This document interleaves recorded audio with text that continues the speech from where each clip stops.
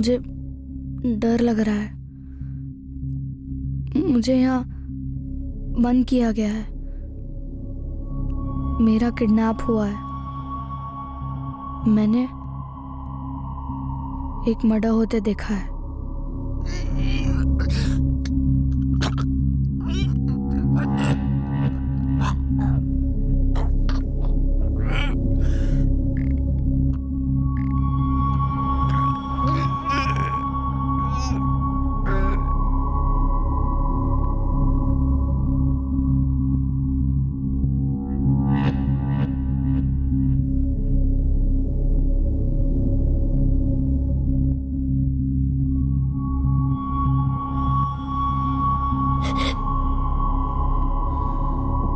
बोल, क्या देखा तूने? तूने कुछ नहीं देखा। गांठ बांध ले भेजे में कुछ नहीं देखा। कभी किसी को कुछ नहीं बोलेगा तू। अब ये लोग मुझे खाना देंगे, चुपचाप खाने को बोलेंगे, रोने से मना करेंगे। मुझे सब मालूम है। ये लोग मुझे तब तक जिंदा रखेंगे जब तक उन्हें वो नहीं मिल जाता जो उन्हें चाहिए। जब तक मैं लौटूं, प्लेट में एक भी चावल का दाना छूटना नहीं चाहिए। सब खा लेना बिना शोर किए।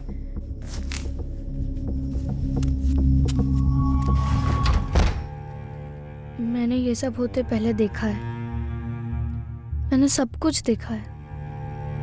मैंने जेल भी देखी है।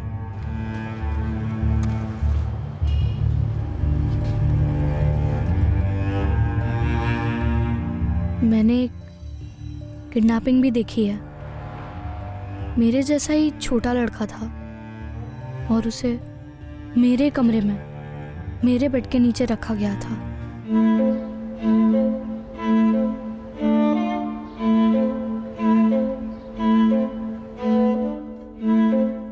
मुझे पता था वो लड़का कौन था।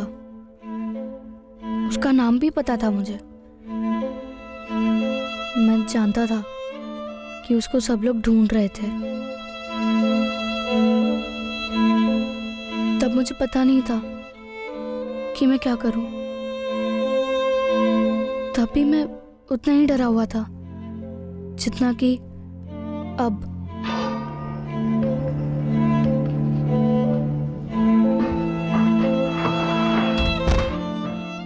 तब मैं सिर्फ 7 साल का था। 7 साल मुझे ठीक से याद है, क्योंकि उस घर में आखिरी बार मेरा बर्थडे केक कटा था।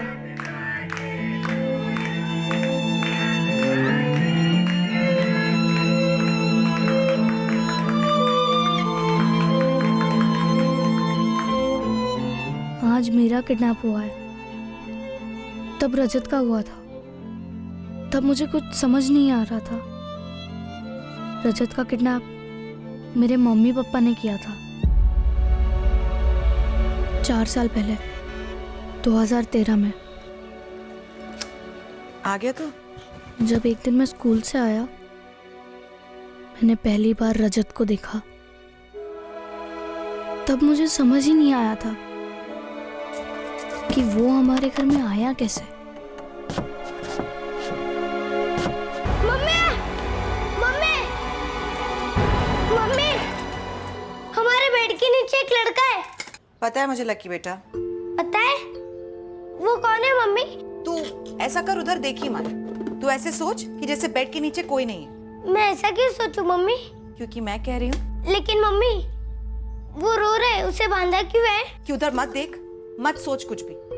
तेरे पापा उसको लेकर के आए हैं। पापा? पापा क्यों लाए हैं उसे? है एक काम, जब काम पूरा हो जाएगा तो उसे वापस छोड़ देंगे, लेकिन तब तक उसके बारे में कोई बात मत कर। तू बस ऐसे सोच जैसे बेड के नीचे कोई है ही नहीं।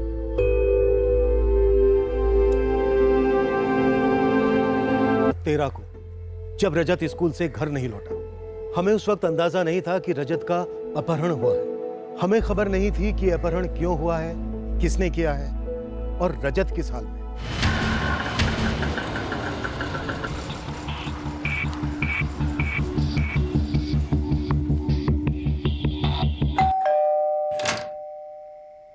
मेरे बेटे का कुछ पता चला सर? हमने रजत के स्कूल में भी पूछताछ की, स्कूल से घर वो जिस रास्ते से आता जाता है वहां पर भी, लेकिन कुछ पता नहीं चला। लेकिन रजत हमेशा स्कूल से सीधा ही घर आता है और कहीं नहीं जाता।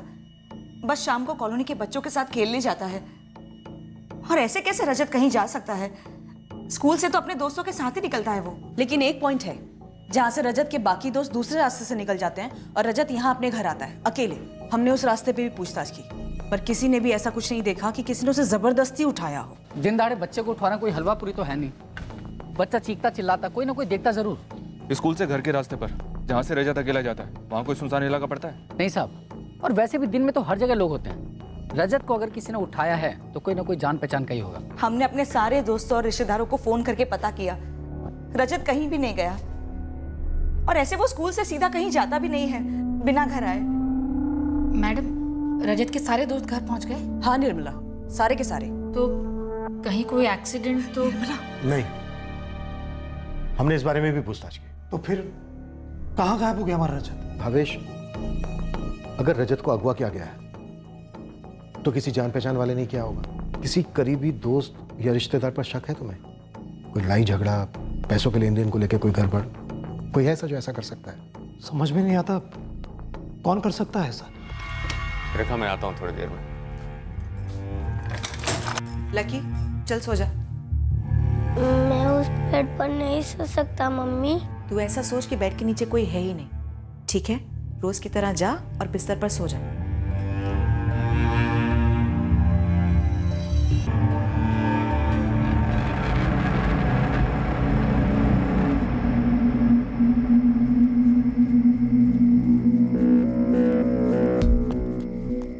गए पुलिस के पास। पुलिस घर आई थी क्या?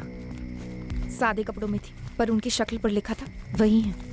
फोन वोन टैप किए होंगे? हाँ, किए ही होंगे। ठीक है, अभी हमें कुछ नहीं करना है। जल्दबाजी में हमें कोई भी गलत कदम नहीं उठाना है। यही सही रहेगा, चुपचाप बैठे रहते। हमें कौन सी ट्रेन पकड़नी है?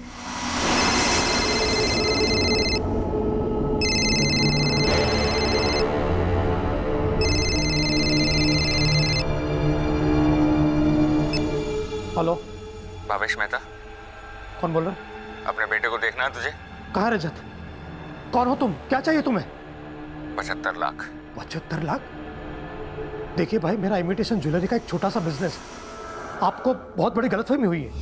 कोई गलतफहमी नहीं हुई भावेश, मुझे पता है तुम 75 लाख बड़ी आसानी से दे सकते हो। कौन हो तुम? मैं वो हूँ जिसे 75 लाख की जरूरत है, उससे एक पैसा कम नहीं। मैं दोबारा फोन करूंगा बताने के लिए कि पैसे कहाँ लेकर आने। कोई गलतफहमी नहीं हुई भावेश, मुझे पता है तुम 75 लाख बड़ी आसानी से दे सकते हो। मैं वो हूँ जिसे 75 लाख की जरूरत है, उससे एक पैसा कम नहीं। मैं इस आवाज को नहीं पहचानता सर। उसने तुम्हारा नाम लिया। उसने कहा कि 75 लाख रुपए तुम आराम से दे सकते हो। उसने ये भी कहा कि उसे पैसों की जरूरत है। अब या तो ये खुद तुम्हें जानता है या फिर ये किसी ऐसे शख्स को जानता है जो तुम्हें जानता है, और वो शख्स ये भी जानता है कि तुम इतना पैसा दे सकते हो। भावेश, कोई ऐसा है जिसने तुमसे पैसे मांगे हो और तुमने उसे देने से मना कर दिया? बिजनेस में किसी के साथ कम ज्यादा हुआ, किसी को पेमेंट किया उसे कम लगाओ, चीटिंग हुई ऐसा लगाओ। अब बिजनेस में इतने लोगों के साथ डीलिंग होती है मेरी, पता नहीं कौन कर सकता है ऐसा। मेरे 4 कामगार हैं जो कभी कभी उधार लेते हैं मुझसे, लेकिन आप तो उन्हें भी तोड़ चुके हैं। हमने उन्हें तोड़ा है भावेश, पर हमें कुछ पता नहीं चला है। कोई और है जो अभी तक हमारे सामने नहीं आया है, जिसे तोड़कर पता चल सके। देखो भावेश, जितने लोगों के साथ तुम्हारी डीलिंग होती है, जो तुम्हारे बिजनेस के बारे में जानते हैं, वो ये जान सकते हैं कि आपातकालीन स्थिति में एक वक्त में तुम कितना रोकड़ा खड़ा कर सकते हो। याद करो भावेश, कौन है तुम्हारे इतना करीबी जिसे पैसों की जरूरत है, जो इतना लोन नहीं ले सकता, तुमसे उधार नहीं मांग सकता, लेकिन ये किडनैपिंग करके ऐंठ सकता है, ऐसा ख्याल पाल रहा है। भावेश, अपना पूरा ध्यान लगा कर सोचो कौन हो सकता है। तब तक हम ये पता करते हैं कि ये कॉल तुम्हें कहां से आया।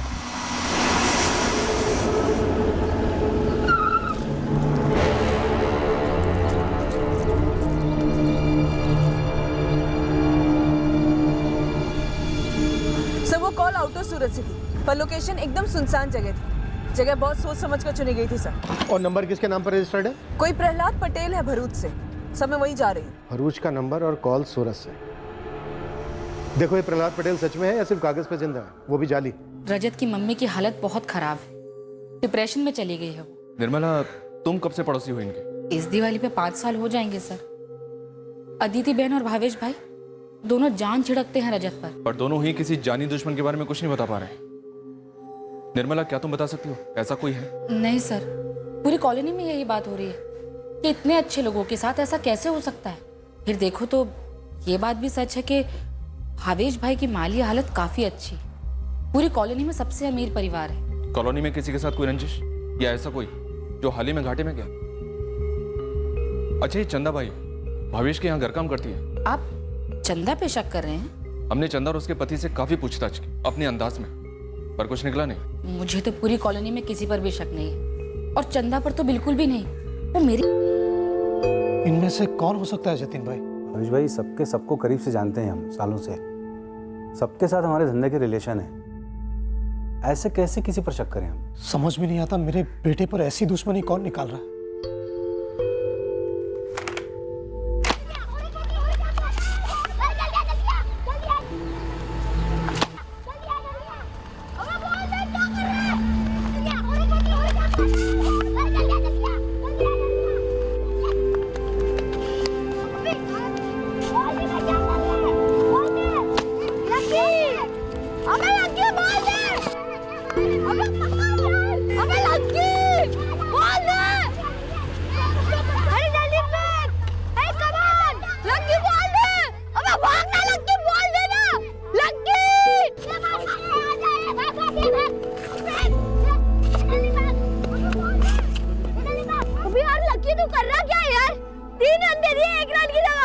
सॉरी अश्विन भाई।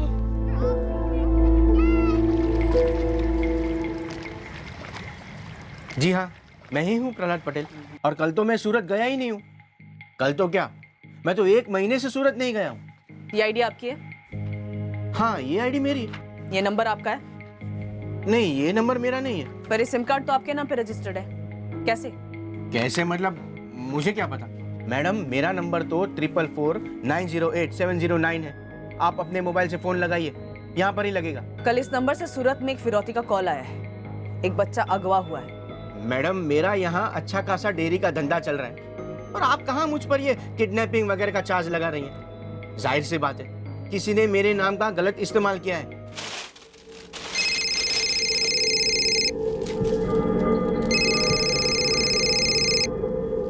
हाँ प्रवीण भाई, कैसे हो? मैं ठीक हूँ जयराम, तू कैसा है? हाँ बस ठीक हूँ, चल रहा है। सब ठीक ठाक चल रहा है ना जयराम? हाँ सब ठीक चल रहा है। क्यों भाई? नहीं, ऐसे ही पूछ रहा हूँ, घर में सब ठीक ठाक तो है ना? प्रवीण भाई ऐसे क्यों पूछ रहे हो? नहीं, वो अश्विन बता रहा था कि लकी कुछ खोया खोया सा रहता है जब खेलने आता है। घर में कोई मसला तो नहीं है ना? नहीं प्रवीण भाई, कोई मसला नहीं है। और मसला मतलब कौन सा मसला पूछ रहे हो? अरे ऐसे ही पूछ रहा हूँ जयराम, तेरा काम कैसा चल रहा है? नए ऑर्डर मिले कुछ? अभी नहीं भाई, ट्राई चल रहा है। कुछ पैसे तो नहीं चाहिए? नहीं भाई। देख, अगर जरूरत हो तो सामने से बोल देना।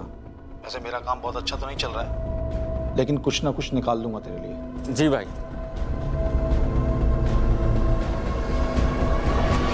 भरूच के इस प्रहलाद पटेल के नाम जो सिम खरीदा गया है, उससे सिर्फ एक ही कॉल हुआ इस भावेश को, उसके अलावा कोई कॉल नहीं। इसका मतलब ये सिम सिर्फ इसी कॉल के लिए खरीदा गया था। और सर, प्रहलाद पटेल का रजत के पिता भावेश मेहता के साथ कोई रिश्ता नहीं है। 3 दिन पहले 75 लाख मांगे गए, फिर एकदम चुप। उसके बाद अभी तक एक भी कॉल नहीं आई ये बताने के लिए कि पैसे कहाँ डिलीवर करने। क्या ये किडनैपिंग वाकई में पैसों के लिए हुई है? सर, दुश्मनी का कोई एंगल उभर कर सामने तो नहीं आ रहा है।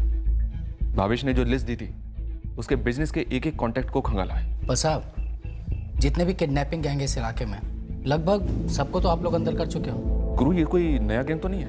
वो मेरी गैंग पता लगा लेगी साहब। ये किडनैपिंग पैसों के लिए ना हुई हो, पेशेवरों का काम ना हो। और बच्चा तो अगवा है, फिरौती के लिए कॉल भी आया। इसका मतलब बच्चा कहीं ना कहीं किसी ना किसी के कब्जे में तो है। कहाँ है पता नहीं। मैं तो तुमसे पूछ रहा हूँ कि लकी ज्यादा घबरा तो नहीं गया है ना? तुमने समझाया था ना ठीक से उसे? मैं उसे रोज समझाती हूँ कि रोज की तरह पेश आ, रोज की तरह पेश आ, लेकिन मुझे नहीं पता उसके दिमाग में क्या चल रहा है। आज सुबह उसने ठीक से नाश्ता भी नहीं किया है। नाश्ता नहीं खाएगा ना तो थप्पड़ खाएगा, तो सोच ले। मुझे नहीं खाना है, मुझे घर जाना है। ऐसे नहीं मानेगा तू, देखती हूँ कैसे नहीं खाता है। मुंह खोल, मुंह खोल, मुंह खोल।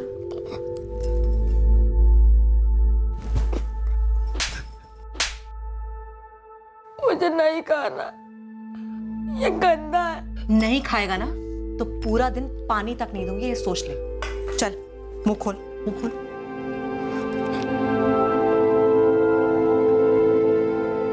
लकी, तूने खाया? तो जाना बेटा, देर हो रही होगी स्कूल के लिए। और बाद में मैंने देखा कि प्लेट वैसे की वैसे रखी है। सुनिए ना, आप एक बार लकी से बात कर लीजिए। अगर उसने घबराहट में आकर के किसी को कुछ बोल दिया तो हमारी खैर नहीं है।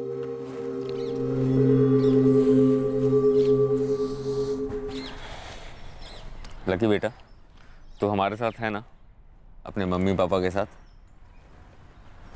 हाँ।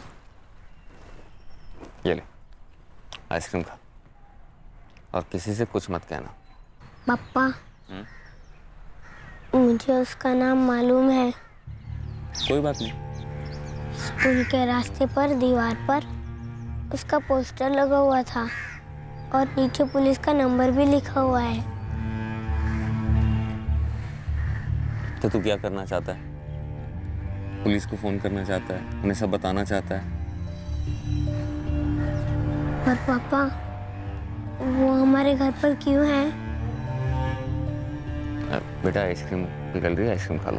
पापा, मुझे आइसक्रीम नहीं खानी। वो हमारे घर पर क्यों है? आप रजत के साथ क्या करने वाले हो? जोर से मत बोल, उसका नाम मत लेना। आप उसके साथ क्या करने वाले हो? वो हमारे घर पर क्यों है?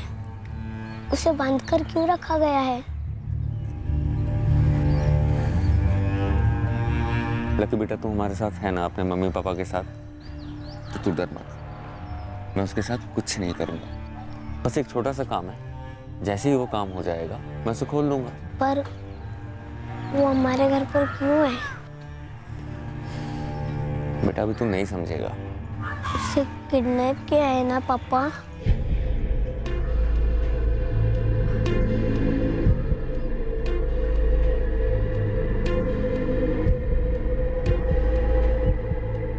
देख, अभी के लिए बस इतना समझ ले कि मैं उसे कुछ नहीं करूंगा, लेकिन तब तक तू चुप रहेगा। अश्विन भाई से, बड़े पापा से कुछ नहीं बोलेगा। स्कूल में भी इसके बारे में किसी से बात नहीं करेगा। अगर तू करेगा तो तकलीफ में कौन आएगा? आप और मम्मी। हाँ, और तू मुझे और मम्मी को तकलीफ में देख सकता है? तो तू चुप रह, नॉर्मल रह। आइसक्रीम खा। फिर भी मैं डरा हुआ था, जैसे वो हमारे घर आया था अचानक, ऐसे ही अचानक गायब हो जाए। मैं बीच बीच में देखता भी था, ये सोचकर कि रजत चला गया होगा। लकी, तुझे कितनी बार बोला है मैंने, बेड के नीचे मत देखा कर। ये घर कब जाएगा मम्मी? तू उसकी फिक्र मत कर, वो हम देख लेंगे, भेज देंगे उसे। लेकिन तब तक तू रोज की तरह क्यों नहीं रह सकता लकी? चल जा, बाहर जाके खेल जा। मैं रोज भगवान से प्रार्थना करता, रजत को वापस उसके घर भेज दे भगवान, जल्दी वापस भेज दे। कल सुबह 10 बजे कपड़ा मार्केट में पैसे लेकर आ जाना। और देख, बोलने की जरूरत नहीं है, फिर भी बोल रहा हूँ, कोई भी चालाकी की ना तो तेरा बेटा रजत खत्म। नहीं नहीं। देख भावेश, पैसे वापस कमाए जा सकते हैं, मरा हुआ बच्चा वापस नहीं आ सकता। एक बार मेरी बात करा दो रजत से, वीडियो कॉल करा दो। रजत की माँ बहुत बेहाल है, बोलना बंद कर दिया। अरे तो मैं भी बेहाल हूँ भावेश, फिर भी 75 लाख से 50 लाख पे आ गया हूँ। इतना रहम किया ना, अब बात को खींच मत। कल मेरे 50 लाख मेरे पास होंगे तो तेरा बेटा रजत तेरे पास होगा। सब तेरे हाथ में है। कल सुबह ठीक 10 बजे कपड़ा मार्केट। सर, कॉल ट्रेस हो गई है, अपने सूरत से ही था, वराछा के पास। टीम एग्जैक्ट लोकेशन भेज रही है सर। निकलो तुरंत। करीब 6 हफ्ते बाद उसने पैसों के लिए फोन किया है। भगवान करे कल वो पकड़ा जाए। मैंने पैसे रेडी रखे हैं सर, मैं तो 75 लाख देने को भी तैयार हूँ। तोल मोल तो मैंने आप लोगों के कहने पर किया। मुझे मेरा बेटा वापस चाहिए सर, और कुछ नहीं। वही होगा भावेश, रजत मिलेगा, जरूर मिलेगा। भावेश, कल हम तुम्हारे साथ नहीं जाएंगे, लेकिन कपड़ा बाजार की भीड़ में हम भी होंगे, तुम पर नजर रखें। उसने कपड़ा बाजार में कोई एग्जैक्ट ठिकाना नहीं बताया, मतलब साफ है वो उस एरिया से अच्छी तरह से वाकिफ है और जरूर तुम्हें पहचानता है। फर्क नहीं पड़ता सर, वो पहचाने ना पहचाने, मुझे मेरा बेटा वापस चाहिए। 6 हफ्ते हो गए सर। 6 हफ्ते गुजर गए, क्या वो पैसे लेने आएगा? सर मुझे लगता है वो आएगा। आदमी शातिर है, जगह सोच समझकर चुनी है उसने। ये कपड़ा बाजार पुरानी दुकानों से भरा पड़ा है सर, और ज़्यादातर दुकानों पर सीसीटीवी नहीं है। सर किडनैपर ने इतना वक्त जाने दिया शायद ये सोचकर कि इस दौरान पुलिस भी थोड़ी ठंडी पड़ जाएगी। ये गेम क्या है? संदिग्धों की लिस्ट क्यों नहीं है अभी तक हमारे पास? लिस्ट तो छोड़ो, एक भी संदिग्ध नहीं है। कुछ ना कुछ तो छूट रहा है हमसे, कहीं ना कहीं तो चूक रहे हैं।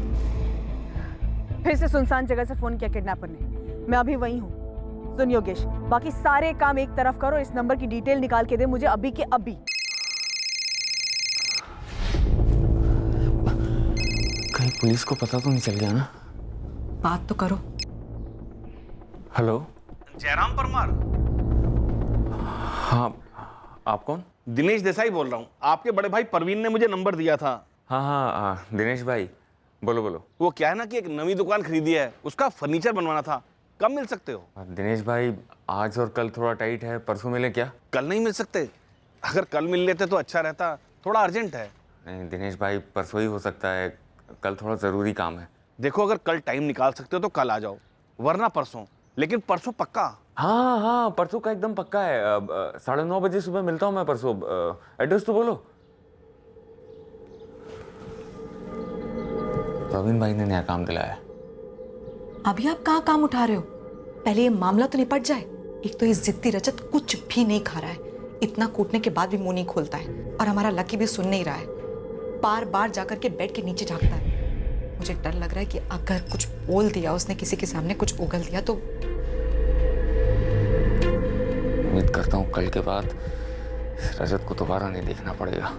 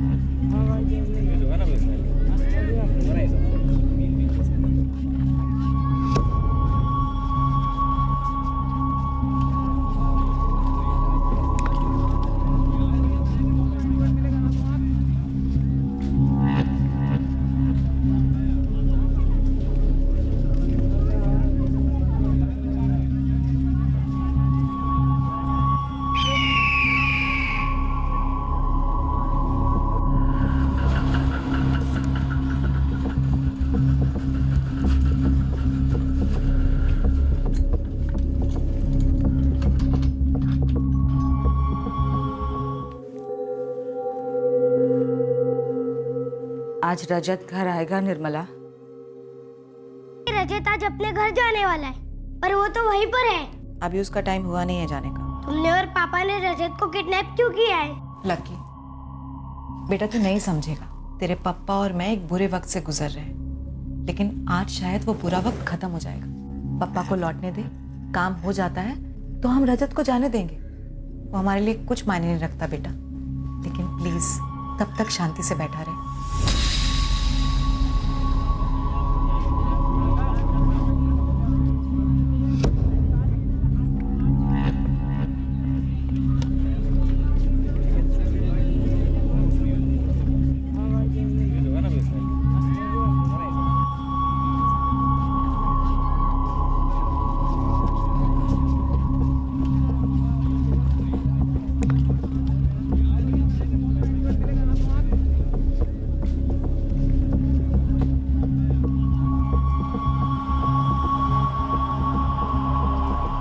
सर, पराग और जिग्नेश को भेजा है, अभी घूम रहे हैं उधर।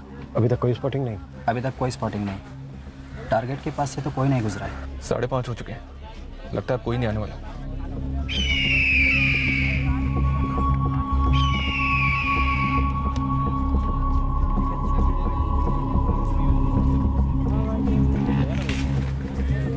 पुलिस कित की तरह मंडराना कब बंद करेगी? जब तक भावेश को पुलिस पे भरोसा है वो लोग मंडराएंगे। जब हताशा को वो उनसे दूर हटेगा तभी हमें मौका मिलेगा। मैडम, इस पुरुषोत्तम गला को ट्रैक करते करते अंकलेश्वर तक हो आया, जिसके नाम का सिम कार्ड दूसरे फिरौती कॉल में यूज हुआ था। मतलब सेम पैटर्न। इस बार किसी पुरुषोत्तम वाघेला के डॉक्यूमेंट्स यूज हुए हैं। हाँ मैडम, लेकिन इससे भावेश मेहता का कोई ताल्लुक नहीं। भावेश, क्या हम अपने रजत को फिर कभी देख पाएंगे? साहब, कपड़ा बाजार में ऐसी फील्डिंग लगाई थी जो किसी भी सीसीटीवी कैमरे से कम नहीं थी। सबकी नजर आप पर, और आप पर जिसकी नजर थी उस पर हमारी नजर थी। अरे तो फिर वो बंदा स्पॉट क्यों नहीं हुआ? वो पक्का आपके मैदान छोड़ने का वेट कर रहा था। गेम यही है उसका। क्या गेम है कि हम थक कर हट जाएंगे केस से? क्या भावेश हमसे थक कर हमें हटा देगा और वो आएगा चुप पैसे लेके निकल लेगा? बिल्कुल सही पकड़ा आपने, यही वजह है साहब। अब आप लोग पैटर्न देखिए ना, अपहरण के बाद 1 हफ्ते तक बिल्कुल सन्नाटा, फिर एक फोन आता है वो भी फर्जी नंबर से, फिर 6 हफ्ते तक सन्नाटा, फिर दूसरे नंबर से एक कॉल आता है और फिरौती की रकम भी कम करता है, जगह भी फिक्स करता है, पर आता नहीं। क्यों? क्योंकि उसे मालूम है कि आप अभी भी इस केस में लगे हुए हो। अबे गुरु, पर रजत को इतने दिन कहीं तो रखा होगा उसने। साहब, अब वो सब हम नहीं बता सकते हैं ना। कैसे हो रहा है? किडनैपिंग का एक सिंगल कनेक्शन नहीं ढूंढ पा रहे हैं। अरे बच्चा उठाना इतना आसान होता है क्या? स्टडी की होगी, बच्चा कहां से आता है, कहां से जाता है, स्कूल का रास्ता, कौन उसके साथ होता है, कौन उसके साथ नहीं होता है, वगैरह वगैरह। सर, इस बात की संभावना तो पक्की है कि कोई चीखना चिल्लाना नहीं हुआ था। बच्चा अपनी मर्जी से किडनैपर के साथ गया था। मतलब जो भी था वो जान पहचान का था। बस सर, कोई कनेक्शन नहीं बैठ रहा है। पर मैडम, सोचने वाली बात यह है कि ये बंदा, मतलब किडनैपर, उसको कैसे मालूम कि आप अभी भी इस केस में लगे हुए हो? और मान ले कि जानबूझकर उसने फिरौती कलेक्शन का नाटक भी किया है, तो इससे साफ जाहिर है कि ये सिर्फ एक नेट प्रैक्टिस था आप लोग के खिलाफ। बहुत शाना बंदा है सर। अच्छा भावेश भाई, मैं चलता हूँ।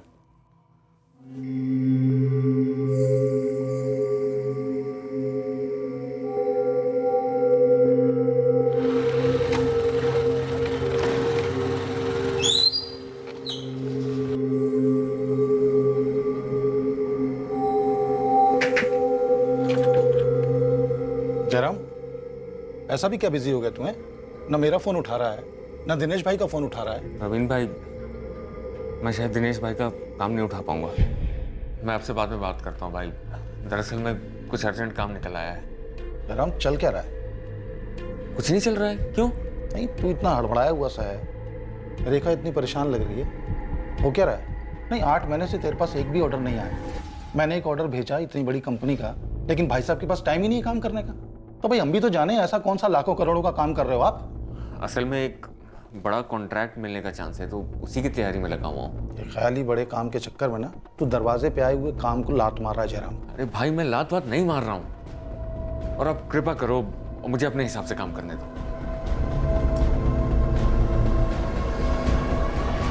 10 साल पहले जब ममता ने तुझे छोड़ा था और तेरे ऊपर दहेज का केस ठोका था और मुझे भी साथ में घसीटा था, तो कितनी मुश्किल से मैंने खुद को और तुझे उसमें से निकाला था। गड़े मुर्दे क्यों उखाड़ रहे हो भाई?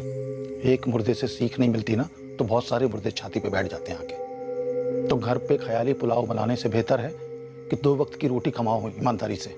ऐसे छोटे काम छोड़ने से बड़े काम नहीं आने वाले। सपने रात को देखा करो सोते वक्त, दिन में करो काम, ठोस काम। मैं आपकी बात समझ रहा हूँ भाई, मैं सोचता हूँ, बस मुझे थोड़ा समय चाहिए।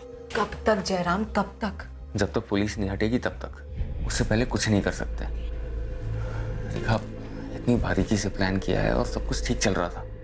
ये पुलिस गोंद की तरह चिपकी हुई है, तो क्या कर सकते हैं? तुम्हें अंदाजा है इस लड़के ने तुम्हें, मुझे, लक्की को कितनी बार देखा है?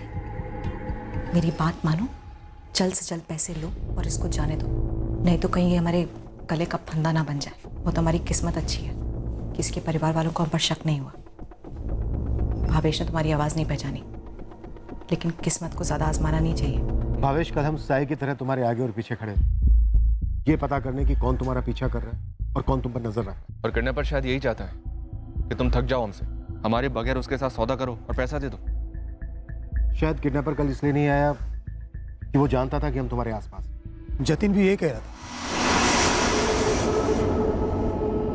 जतिन तुम्हारा मैनेजर, और क्या कह रहा था? यही सलाह दे रहा था कि पुलिस को शामिल मत करो इसमें, चुपचाप पैसे दे दो और रजत को ले आओ। पूरे 50 लाख है ना जतिन भाई? पूरे 50 लाख हैं। भावेश भाई, आप पुलिस को साथ लेके जाने वाले हो? हाँ, वो मेरे साथ रहेगी, लेकिन थोड़ा दूर रहेगी। क्यों? देखिए, ये जो भी कमीना है, ये हमारे रजत को जो उठा के लेके गया, वो साला जानता होगा कि आप पुलिस के साथ आने वाले हो। वो इसीलिए अब तक नचाते आया है। मेरा दिल ये कहता है कि अगर आप पुलिस को साथ लेके गए तो वो शायद पैसे लेने आएगा भी नहीं। लेकिन जतिन भाई, अगर पुलिस नहीं आई और वो बंदा पैसे लेकर गया और रजत को भी नहीं लौटाया तो? सामने वालों को पैसा चाहिए भावेश भाई, रजत नहीं। बस दिल मजबूत करो, बिना पुलिस के जाओ, पैसा दो और रजत को वापस लेके आओ। क्यों बोला मैं ऐसा? और क्या बोलता? 6 हफ्ते हो गए हैं, रजत अभी तक घर नहीं लौटा है। भाभी जी की हालत खराब है, भावेश भाई कुछ और सोच नहीं पा रहे हैं। मेरा अपना बच्चा भी होता ना तब भी मैं यही करता। पर रजत तुम्हारा अपना बच्चा नहीं है जतिन, तुम्हारे मालिक भावेश का बेटा है। वैसे रजत को तुम बचपन से जानते हो, तुम्हारे सामने बड़ा हुआ है, वो तुम्हारे साथ आसानी से कहीं भी आ जा सकता है। रजत को अगवा हुए 6 हफ्ते हो चुके हैं, आप अभी तक 6 कदम भी आगे नहीं बढ़ पाए हो, हाँ या ना? रजत कहाँ है जतिन? इंस्पेक्टर साहब, किडनैपर कहाँ है? आप अभी तक उस तक पहुंच क्यों नहीं पाए हो? मैं बताऊं? क्योंकि वो आपसे 6 कदम आगे है, और क्योंकि आप उससे कदम नहीं मिला पा रहे हो, आप मेरा गला पकड़ रहे हो। हम सिर्फ गला पकड़ते नहीं हैं जतिन, गले में हाथ डालकर सच भी निकलवाते हैं। लेकिन इस वक्त आप जो भी निकलवा रहे हो ना, वो केवल और केवल झूठ है। इंस्पेक्टर साहब, आप कीजिए ना मेरे साथ, जो भी करना है आपको कीजिए। 8 साल से वफादारी से काम किया है मैंने भावेश भाई के लिए। 2 साल का था ये रजत, तब से गोद में खिलाया मैंने उसको, और मेरी आमदनी अच्छी है। और ना भी होती ना तो मैं इतना बुद्धू नहीं हूं कि जुर्म का रास्ता अपनाऊं। और अगर मुझे जुर्म का रास्ता अपनाना ही होता तो चुन चुन के मैं भावेश भाई का बेटा नहीं चुनता, जहां पर शक मुझ पे ही हो सकता है। शक तो बहुत पहले हो चुका है जतिन, अब तो बस शक को यकीन में बदलना है। मुझे सिर्फ इस बात का यकीन है कि बस आप हट जाइए सामने से, फिर वो बंदा सामने आएगा और पैसे लेकर रजत को लौटा देगा। उसके बाद आप टूट पड़िए ना उस पर, जहन्नुम से भी ढूंढ निकालिए उसको। लेकिन इस वक्त अपनी नाकामी छुपाने के लिए आप उस बेचारे बच्चे की जान को जोखिम में मत डालिए। भावेश के मैनेजर जतिन परीख को हमने खूब खंगाला, पर उसके खिलाफ कुछ भी संदेहजनक नहीं मिला। हमने भावेश के घर से पहरा और नजर हटाने का नाटक रचा, ताकि अपहरणकर्ता गुमराह हो जाए कि हम वाकई में वहां नहीं हैं। पर भावेश का फोन लंबे अरसे तक बजा ही नहीं। हमें इस केस में एक भी सुराग हाथ नहीं लग रहा था, पर हमसे भी कुछ गलतियां हुई थी, कुछ गंभीर गलतियां। यह कहना गलत नहीं होगा कि कुछ जाहिर से सुराग हमसे अनदेखे हुए थे। हमने हमारे काम को अपना 100% नहीं दिया था। अब रजत के अपहरण को 3 महीने हो गए थे। हम तो भावेश के घर से हट गए थे, पर घर के सारे फोन्स की टैपिंग चालू रखी थी, और आखिरकार भावेश का फोन फिर बजा। हेलो। इस बार पुलिस के पास गए ना तो रजत सीधा ऊपर, समझे? नहीं, मैं वादा करता हूं मैं पुलिस के पास नहीं जाऊंगा, बिल्कुल नहीं जाऊंगा। कब से तुम्हारे पैसे रेडी रखे हुए, तुम जब कहो जहां कहो आकर दे जाऊंगा, लेकिन मेरा रजत मुझे लौटा दो। तो कल सुबह 11 बजे जीवा भाई रोड आना, वहाँ आके पहला राइट लेना और वहीं इंतज़ार करना। और भावेश, सिर्फ तुम अकेले, और कोई नहीं। अगर तुम अकेले दिखे तो हम आकर पैसे लेंगे और फिर रजत तुम्हारे पास होगा। वादा करता हूँ सिर्फ मैं आऊँगा, सिर्फ मैं। सर भावेश को फिर से फिरौती कॉल आई थी। सर्विलेंस टीम ने हमें रिकॉर्डिंग भेजी है, लेकिन सर इस भावेश ने पर्सनली आके हमें नहीं बताया। ये फिरौती का कॉल किस नंबर से आया? सर उसी नंबर से जो पिछली बार यूज किया गया था, पुरुषोत्तम वाघेला का। और इस बार किडनैपर्स ने लोकेशन भी दी है डिलीवरी की, कल 11 बजे। मैंने आपको इसलिए नहीं बताया क्योंकि मुझे वाकई उनको पैसे देने हैं और मेरे रजत को घर लाना है। मुझे नहीं जानना सर वो किडनैपर कौन है, क्यों किया उसने ऐसा। मुझे बस मेरा बेटा वापस चाहिए। जैसे तुम्हारी मर्जी। हम किस मुंह से बोलें कि हम पे भरोसा रखो? जो तुम्हें ठीक लगे वही करो। इस बार हम बीच में नहीं आएंगे। पैसे दो और अपने बेटे रजत को घर वापस ले आओ। अदिति, इस बार रजत घर आएगा, मैं उसे लाऊंगा। इस बार पुलिस नहीं होगी। मतलब हमारा इंतजार रंग लाया? रेखा को पता है ना आगे के प्लान के बारे में? नहीं, आज रात को बताऊंगा। उस रात में अचानक डर के मारे उठ गया। तब मेरे मम्मी पापा मेरे पास नहीं थे। मैं सोचने लगा, क्या रजत को कहीं ले गए होंगे?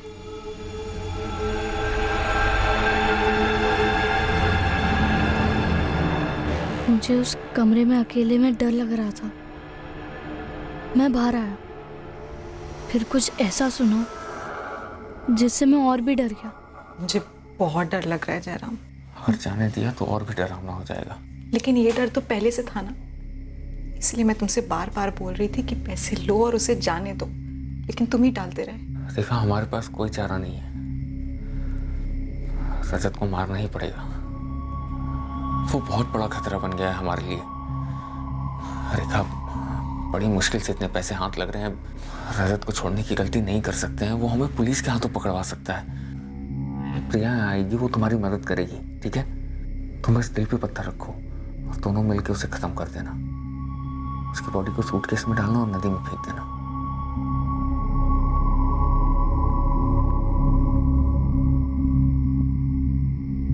मैं नहीं चाहता था कि रजत मरे, पर मुझे समझ ही नहीं आ रहा था कि मैं उसे कैसे बचाऊं। ऐसे कैसे तुम्हारे पेट में अचानक से दर्द होने लगा? मुझे क्या मालूम मम्मी। कोई बात नहीं, मैं दवाई देती हूँ, लेकिन स्कूल जाना ही पड़ेगा। मुझे नहीं जाना, मुझे घर पर रहना है, आराम करना है। नहीं, स्कूल जाना ही होगा। तुम वापस आओ, मैं डॉक्टर के पास लेकर के जाऊंगी। तो अभी ले चलो ना डॉक्टर के पास। लकी सर मत खा, ऐसा भी कुछ नहीं हुआ है तुझे। चुपचाप बैग ले और स्कूल जा।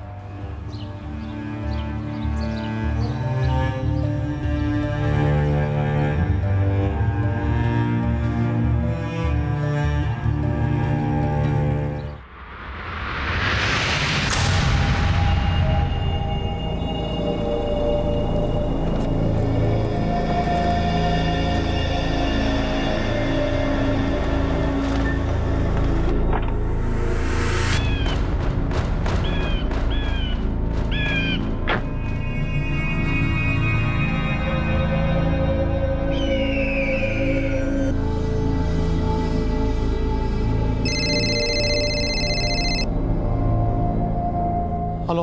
अकेले हो ना भावेश? हाँ, मैं बिल्कुल अकेला हूँ। ठीक है, मेरा आदमी तुम्हारे पास बाइक रोकेगा, तुरंत पैसे उसके हाथ में दे देना। और रजत? जैसे ही मेरे आदमी के हाथ में पैसे आएंगे, मैं अपनी टीम को फोन कर दूंगा। 10 मिनट में रजत अपने घर पे होगा। ठीक है, भेजो अपने आदमी को, मैं यहीं खड़ा हूँ।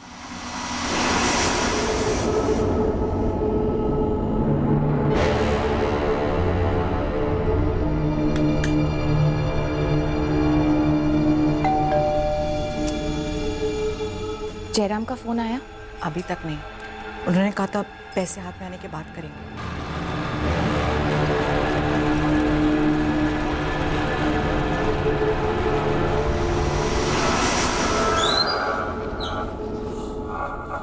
मेरे बच्चे को जल्दी भेजना प्लीज।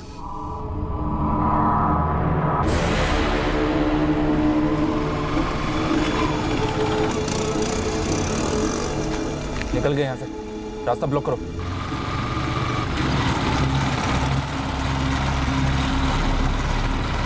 हाँ, रजत घर आया? अभी तक तो नहीं भावेश भाई। वो किडनैपर ने पैसे ले लिए क्या? हाँ, मैंने खुद उसे पैसे दिए। उसने कहा कि रजत को 10 मिनट में घर भेजेगा, तो वो रजत किसी भी मिनट घर पहुंचता होगा। भावेश भाई का फोन था, बोल रहे थे कि रजत किसी भी वक्त घर आ सकता है। अदिति बहन, मैं बाहर खड़ी होती हूँ। हाँ,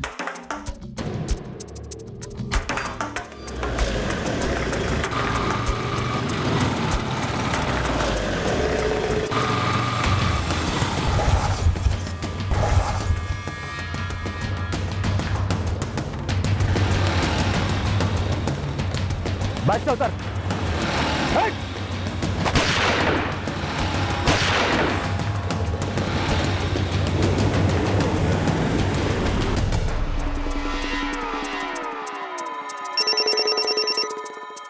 हाँ निर्मला, पैसे हाथ में आ गए हैं, बच्चे को खत्म कर दो।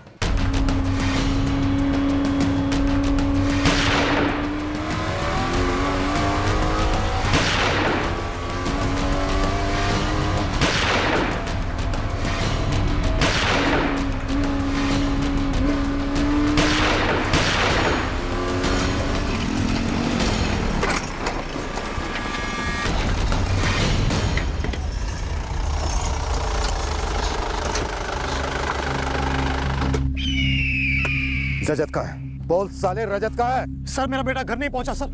कहाँ है मेरा बेटा? बोल, रजत कहाँ है? जयराम, तू? रजत कहाँ है? प्रवीण परमार, तूने लकी की आवाज सुन ली? ठीक है, अब मेरी बात सुन। 20 लाख कीमत है लकी की जान की। महंगाई के जमाने में लकी की जान की कीमत सिर्फ 20 लाख। काफी सस्ता सौदा है। कौन हो तुम भाई? देखो, मेरे पास इतने पैसे नहीं है, तुम्हारे पास है। तुम्हारी औकात की पूरी खबर निकाली हमने। पैसे दे दे प्रवीण, वरना बच्चे को सच में मार देंगे और उसकी मौत तेरे सर होगी। सोच लो। मैं फिर से फोन करूंगा, जल्दी। Hello hello hello.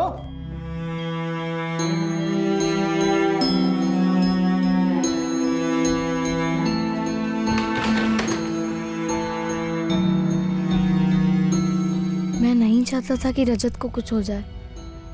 मैं नहीं चाहता था कि मेरे मम्मी पापा रजत को मार डालें।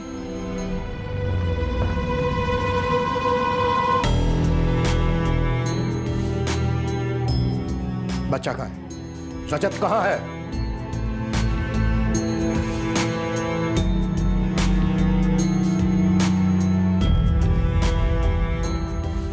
अब मैं रजत की जगह पे हूँ।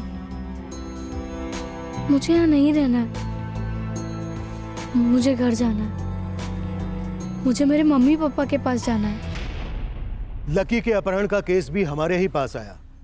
फिर एक छोटे लड़के की जान खतरे में थी। हम रजत के केस में बुरी तरह चूके थे, लेकिन हम वो गलतियां कतई दोहराना नहीं चाहते थे। रजत के साथ क्या हुआ था, लकी के साथ क्या होने वाला था। बच्चों का अपहरण न सिर्फ बच्चों और उनके माँ बाप को भयंकर तकलीफ देता है, बल्कि गुनहगारों के घर वालों की जिंदगी भी दुश्वार कर देता है। इस केस में खासकर ऐसा हुआ था। कल के एपिसोड में हम आपको दिखाएंगे कि कैसे रजत का अपहरण करता है। रजत के पापा भावेश मेहता की पहचान का था, पर भावेश को पता ही नहीं चल पाया। और लकी के अपहरण के पीछे किसका हाथ था, इन सभी जवाबों के साथ कल मिलते हैं क्राइम पेट्रोल सतर्क में।